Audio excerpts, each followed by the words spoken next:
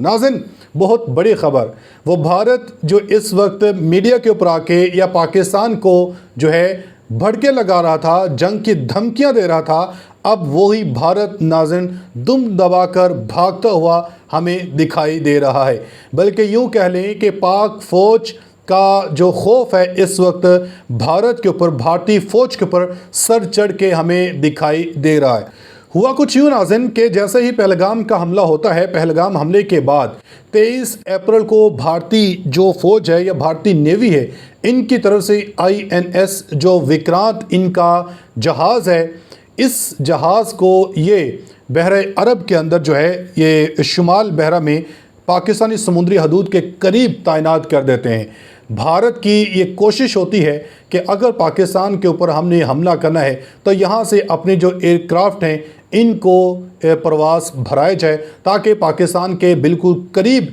इस जहाज़ को खड़ा कर दिया गया था। मगर नाज़रीन, जैसे ही पाकिस्तान की तरफ से, पाक फ़िज़ाई की तरफ से अपने J-10C को कराची एयरबेस के ऊपर डिप्लॉय किया गया, तो उसके बाद भारतीय जो सरकार है या भारतीय एयरफोर्स है, भारतीय नेवी है, इनको ये खौफ, ये डर सताने लग पड़ा कि कहीं हम अपने जो इस वारशिप जहाज़ को, INS विक्रांत जहाज़ को ही हाथ से ना खो बैठें। तो इसलिए अब भारतीय सरकार की जानब से यह फ़ैसला लिया गया कि अपने इस जहाज़ को वापस बुला लिया जाए। तो नाज़रीन, इस वीडियो में डिटेल से बात करेंगे कि कैसे भारतीय सरकार की जानब से इस जहाज़ को, विक्रांत जहाज़ को यहाँ पे तैनात किया गया, डिप्लॉय किया गया, और किस तरीके के साथ पाकिस्तान एयरफोर्स के खौफ से इस जहाज़ को वापस जाना पड़ा। और स्पेशली नाज़रीन, जो पाकिस्तान एयरफोर्स की जानब से J-10C को कराची एयरबेस के ऊपर डिप्लॉय किया गया, तो इस डिप्लॉयमेंट की आखिर वजह क्या थी, इससे पाकिस्तान की तरफ से भारत को क्या पैगाम दिया गया था। तो नाज़रीन, इसी सब के ऊपर आज की इस वीडियो में बात करनी है। आपसे गुजारिश है वीडियो को एंड तक लास्ट में देखिएगा। अगर आप लोगों ने अभी तक हमारे इस YouTube चैनल को सब्सक्राइब नहीं किया है तो सब्सक्राइब लाजमी कर दें, साथ बने बेल आइकन को दबा दें, ताकि हर नई आने वाली वीडियो आप तक आसानी से पहुँचते रहे। नाज़रीन, बेसिकली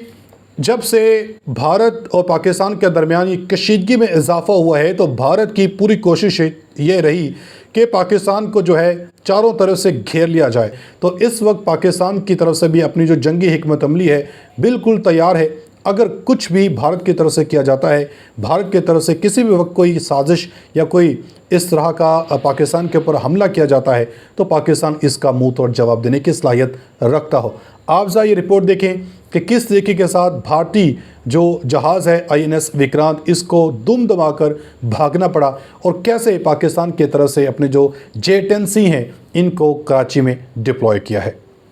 तो जैसे ही पाकिस्तान और इंडिया के दरमियान हालात जो है वो कशीदा हुए, एक स्टैंड ऑफ की सिचुएशन बनी, इंडिया ने सबसे पहला जो काम किया वो ये किया कि उन्होंने अपनी नेवी को मोबिलाइज करना शुरू कर दिया, और एक बहुत ही बड़े पैमाने के ऊपर इंडियन नेवी के जो डिस्ट्रॉयर्स हैं और उनका एक जो एयरक्राफ्ट कैरियर है INS विक्रांत, उन्होंने अरेबियन सी में पेट्रोलिंग शुरू कर दी, वहां पर एक्सरसाइजेज करना शुरू कर दी, जिसको बाद में फिर पाकिस्तान नेवी ने अपनी एक्सरसाइजेज से रिस्पॉन्ड भी किया था। लेकिन उस टाइम भी ज्यादातर लोगों को यही लग रहा था कि इस दफा अगर इंडिया रिस्पॉन्ड करेगा तो वो नेवल डोमेन के अंदर करेगा, क्योंकि वहां पर उनकी जो कैपेबिलिटीज है वो पाकिस्तान के अगेंस्ट में थोड़ी बहुत स्ट्रॉन्ग है। तो इसी डायरेक्शन के अंदर जाते हुए इंडिया की तरफ से INS विक्रांत को अरेबियन सी के अंदर डिप्लॉय किया गया, जहां पे इस एयरक्राफ्ट कैरियर ने और इंडियन नेवी की बाकी शिप्स ने काफी ज्यादा एक्सरसाइजेज को कंडक्ट किया। इसके बाद ऑब्वियसली इस सारी सिचुएशन को पाकिस्तानी मिलिट्री की साइड से नोटिस किया जा रहा था, मॉनिटर किया जा रहा था, बिकॉज ये जो एक्सरसाइजेज हो रही थी ये पाकिस्तान की कोस्ट लाइन के काफी ज्यादा करीब हो रही थी। तो इस सारी सिचुएशन को असेस करने के बाद फाइनली ये डिसीजन लिया गया कि पाकिस्तान नेवी की पोजीशन को स्ट्रेंथन करने के लिए पाकिस्तान एयरफोर्स कुछ अपने फ्रंटलाइन फाइटर यूनिट्स को कराची और सदर्न एयर कमांड के अंदर डिप्लॉय करेगी, और कल से ही इस डिसीजन के ऊपर जो अमल दरामद है वो शुरू हो चुका है। पाकिस्तान की तरफ से J-10C और F-16 एयरक्राफ्ट को कराची में डिप्लॉय कर दिया गया। इनकी जो एग्जैक्ट लोकेशन है कि किस बेस के ऊपर ये डिप्लॉय किए गए हैं वो सिक्योरिटी रीजंस की वजह से अननोन है, क्योंकि उस एरिया के अंदर, मतलब कि सदर्न एयर कमांड के अंदर पाकिस्तान एयरफोर्स की काफी ज्यादा बेसिस मौजूद हैं। तो इस वजह से क्लियरली ये चीज नहीं कही जा सकती कि किस एयरबेस के ऊपर पाकिस्तान ने F-16 और J-10C को डिप्लॉय किया है। लेकिन जो चीज कंफर्म है वो ये है कि पाकिस्तान एयरफोर्स की तरफ से इन दोनों एयरक्राफ्ट को कराची की विसिनिटी के अंदर एक रिकॉर्ड टाइम के अंदर डिप्लॉय कर दिया गया। इसी के साथ साथ इन एयरक्राफ्ट के जो वेपन सिस्टम्स हैं, जिनमें एयर टू एयर मिसाइल्स आती हैं, एंटी शिप मिसाइल्स आती हैं, एंटी रेडिएशन मिसाइल्स आते हैं, तो उनको भी पाकिस्तान एयरफोर्स की तरफ से बड़ी तादाद में C-130 एयरक्राफ्ट को यूज करते हुए एयरलिफ्ट करके कराची पहुंचा दिया गया, और महज कुछ ही घंटों के अंदर इन्होंने अपनी कॉम्बैट ड्यूटीज को कराची और सदर्न एयर कमांड के एरिया के अंदर शुरू कर दी है। ये कोई छोटी मोटी बात नहीं है। जंग के अंदर आपकी एयरफोर्स की कैपेबिलिटी कैपेबिलिटी का पता ऐसे ही चलता है कि वो कितनी देर के अंदर अपने एसेट्स को एक जगह से दूसरी जगह डिप्लॉय कर सकते हैं। और जिस तेजी से पाकिस्तान एयरफोर्स ने अपने फ्रंटलाइन यूनिट्स को कराची के अंदर डिप्लॉय किया है, ये पीएफ की लॉजिस्टिकल कैपेबिलिटीज को काफी अच्छे तरीके से एविडेंट कर देती है। तो अब यहाँ पर चीजें जो है वो काफी ज्यादा इंटरेस्टिंग हो जाती हैं। जैसे ही पाकिस्तान नेवी और पाकिस्तान एयरफोर्स ने सदर्न एयर कमांड और कराची की कोस्ट लाइन के करीब अपनी कॉम्बैट कैपेबिलिटीज को और तैयारियों को पूरा किया, जिनको इंडिया इस टाइम के ऊपर कभी भी एक्सपेक्ट नहीं था कर रहा कि हम लोग इतनी जल्दी अपने कॉम्बैट केपेबल सिस्टम्स को इनके सामने लाकर खड़ा कर देंगे। तो इंडियन नेवी ने फाइनली आईएनएस विक्रांत को पीछे हटाने का डिसीजन ले लिया है और इस टाइम के ऊपर आईएनएस विक्रांत ने अरेबियन सी को छोड़ दिया है और पाकिस्तान की कोस्ट लाइन से बिल्कुल दूर हट गया है। और इस चीज का जो फिजिकल एविडेंस है वो आप इस टाइम के ऊपर अपनी स्क्रीन के ऊपर देख रहे हैं। ये सैटेलाइट इमेजरी है कल 26 अप्रैल 2025 की, जिसमें क्लियरली देखा जा सकता है कि INS Vikrant Indian naval station Karwar के ऊपर वापस लौट चुका है, जो कि इस सारे इंडियन नैरेटिव को जमीन बोस कर देती है, जो कि ये कह रहे थे कि आईएनएस विक्रांत इस टाइम के ऊपर कराची के बिल्कुल पास पहुंच चुका है। तो क्लियरली यहाँ पर नजर आ रहा है कि इंडियन नेवी ने घबराहट में और कंफ्यूजन के अंदर आईएनएस विक्रांत को पीछे हटा लिया, क्योंकि ओरिजिनल जो इंडियन नेवी का प्लान था वो ये था कि तकरीबन 1 महीने तक ये आईएनएस विक्रांत को अरेबियन सी के अंदर रखेंगे और पाकिस्तान के ऊपर प्रेशर डालेंगे। लेकिन रियलिटी में क्या हुआ, पाकिस्तान ने आईएनएस विक्रांत को 24 घंटे के अंदर वापस जाने पर मजबूर कर दिया और ये चीज इस टाइम के ऊपर प्रूव भी हो चुकी है। तो पहले तो इंडिया की जो मिलिट्री है वो अवॉइड करती है पाकिस्तान आर्मी और पाकिस्तान एयरफोर्स से हेड ऑन फाइट करना, क्योंकि वहां पर उनको पता है कि दोनों ही मामलों के अंदर पाकिस्तान एयरफोर्स जो है वो पीछे नहीं हटेगी, एक्टिवली इनको टेक ऑन करेगी। फिर इन्होंने नेवल डोमेन के अंदर पाकिस्तान के ऊपर प्रेशर डालने की कोशिश की, क्योंकि इनको पता था कि ऑब्वियसली नेवल डोमेन के अंदर पाकिस्तान इस टाइम के ऊपर थोड़ा कमजोर है। तो उस डोमेन के अंदर इन्होंने बढ़ चढ़ के अपनी नेवल डोमिनेंस को शोकेस किया, हमारे ऊपर प्रेशर डालने की कोशिश की और इनको लगा कि इस केस में पाकिस्तान एयरफोर्स इतनी जल्दी रिस्पॉन्ड नहीं कर पाएगी और अकेली पाकिस्तान नेवी को हम लोग इजीली हैंडल कर लेंगे। लेकिन अगेन यहाँ पर फिर इन्होंने वही गलती की जो इन्होंने 2019 में की थी। पाकिस्तान की मिलिट्री और इसकी लॉजिस्टिक कैपेबिलिटीज को इन्होंने अंडर एस्टिमेट कर लिया। रिजल्ट उसका क्या निकला कि ये लोग अरेबियन सी के अंदर अपने मजे में गुम थे और उसके पीछे पाकिस्तान एयरफोर्स ने कुछ ही घंटों के अंदर अपने फ्रंटलाइन फाइटर्स को भी कराची के अंदर डिप्लॉय कर दिया और उनके तमाम वेपन सिस्टम्स और लॉजिस्टिक्स को सीमलेस तरीके से ट्रांसफर किया गया और पाकिस्तान एयरफोर्स के उन तमाम यूनिट्स ने रिकॉर्ड टाइम के अंदर फुल ऑपरेशनलाइजेशन को अचीव कर लिया है। और इस पूरी रैपिड डिप्लॉयमेंट को देखकर इंडियन नेवी ने बुखलाहट के अंदर अपने एयरक्राफ्ट कैरियर को पीछे कर लिया। तो किसी भी कंट्री को रिस्पॉन्स करने के लिए आपको उस कंट्री के खिलाफ जो प्री एस्केलेशन लैडर है उसको बड़े अच्छे तरीके से मेंटेन करना पड़ता है, उस कंट्री के ऊपर प्रेशर डाल के रखना पड़ता है ताकि उनके पास ऑप्शंस ना बचे। और इसी चीज को इंडिया हमारे खिलाफ करने में इतने बुरे तरीके से फेल हुआ है जिसकी कोई हद नहीं है। पाकिस्तान ने इस टाइम के ऊपर 1% का इंडिया की तरफ से प्रेशर नहीं लिया, उल्टा इतने रैपिड तरीके से हमने अपने एसेट को डिप्लॉय किया है कि जो डिसएडवांटेज पहले हमें होना था वही डिसएडवांटेज इस टाइम के ऊपर इंडिया फेस कर रहा है।